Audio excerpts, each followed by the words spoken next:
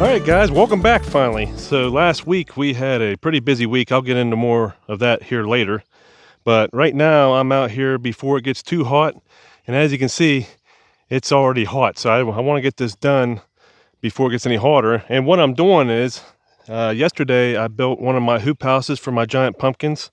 And what this is for is to keep the pumpkin warm and safe while it's in that early growing stage, because they like warm weather. And here we are to, spring, and we can go back and forth. I think we get a chance to go down in the 30s, upper 30s next week at night, and I just want to have them protected because I think I might plant a couple of them today, and I'll show you the pumpkins here in a second. So I got this hoop house here, and I did the same thing that I'm doing right here. I dug a hole, and the hole is to make it so that the roots can just shoot down and don't have to fight against, well, as you can see, there's some clay and stuff in there. But I want one to grow this way, and then I'm going to build another hoop house here, and it'll grow that way. So what I did yesterday, I dug out that hole, and then I got my tiller over there under that plastic, and then I'll chop up this clay, and I'll put it back in.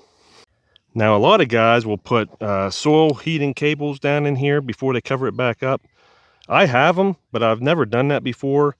And I just don't really see the need to this year with the way things are warming up. If anything, I can put a heater inside the hoop house, and that'll keep it warm.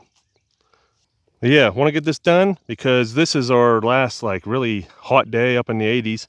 And I want this ground to warm up so that it holds heat. And because the pumpkins are growing quick, let me go ahead and show you. All right, so here's my setup in here. I got this little mini greenhouse, got it on here on the island in the kitchen.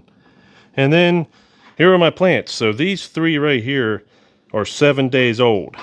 And these are the 2206 Rotoball pumpkin seeds. And then he sent the green giant squash seed, and it was planted the same time as these, and I don't think it's going to go. And then over here, I got a 2266 Kaisermore that I started just 3 days ago, I think. So it's got a root starting on it. I checked it. So it should be coming up here soon. But I'm thinking about planting these two today.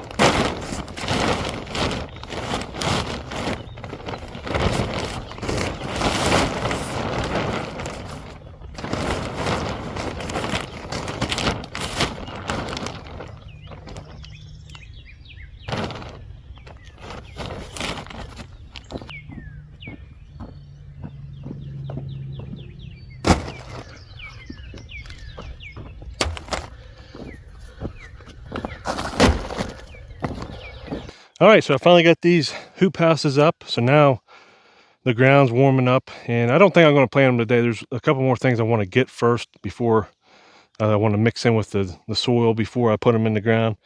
So I'm going to get that today. Maybe tomorrow we'll plant them. I got my walking boards here because that's where I'll be walking, because they're going to be planted right here in the middle and then grow opposite directions. That's the plan anyway. But let me show you what else has been going on. So last week I came up here and I was able to fill up 2 firewood totes to get us ready for next winter, so that's good. But if you'll notice, the Range Road firewood processor is gone.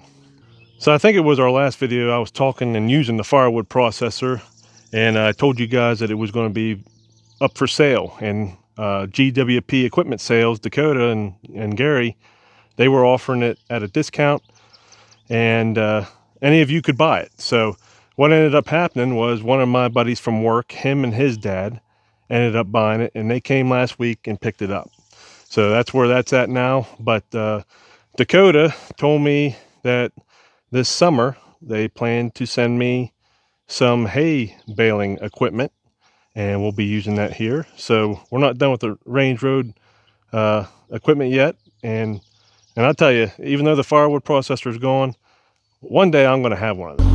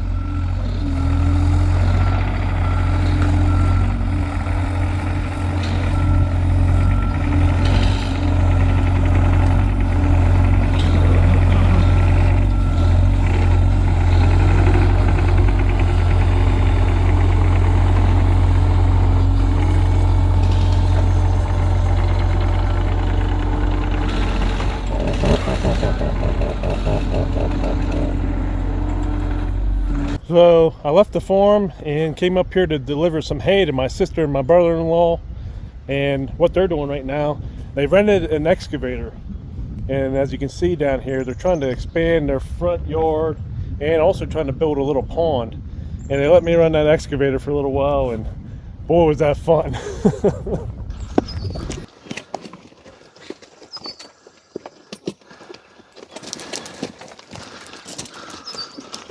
All right, so we just went to town and bought our laying hens that we ordered, and we ordered 12, but I'm not sure that we got them all. They loaded them up in the boxes so quick, I don't know.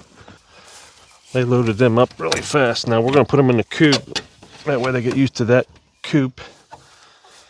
And then I'm gonna work on that run chicken door. All right, let's see. Get ready to shut that door.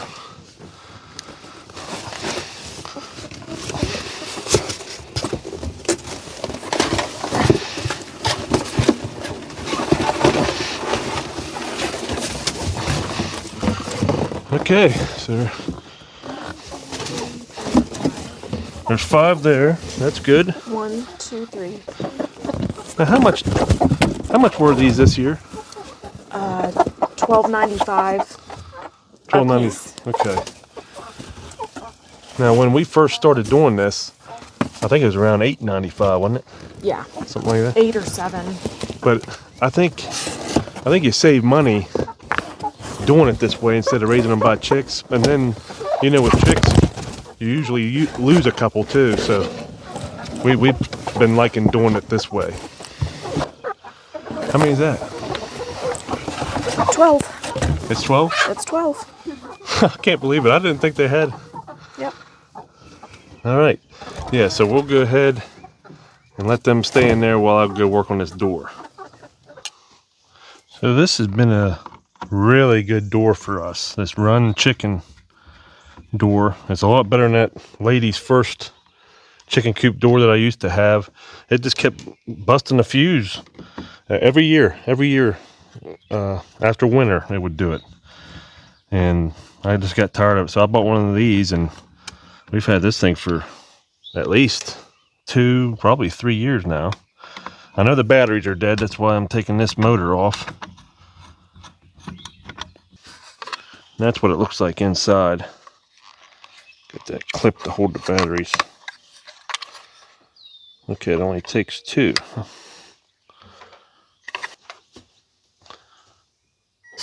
There we go.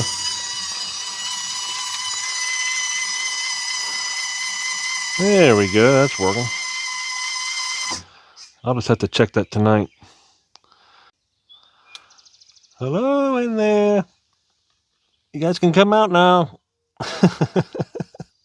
Now, if I remember right, it took like, what was it, 3 weeks last time for them to start laying eggs? Yeah. Yeah? So yeah, they got to get adjusted. They've had a little bit of a trip being in those boxes like that cooped up. So, but this way, when you buy them like that, you're into the eggs a whole lot quicker.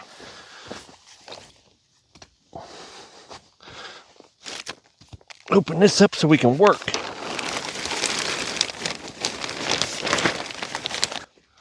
Two of my pumpkin plants here, and we're going to plant one in each one. And these are the 2206 rotoballs. And then I got some little extras here, perlite and some azos and mycos. And we're just going to make our hole and mix all this stuff up.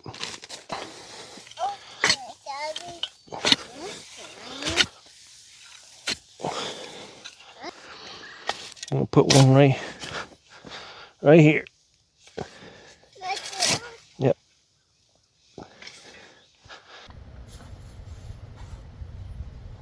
Get that off. And then we'll water them. We'll water them too, buddy. Oh, yeah.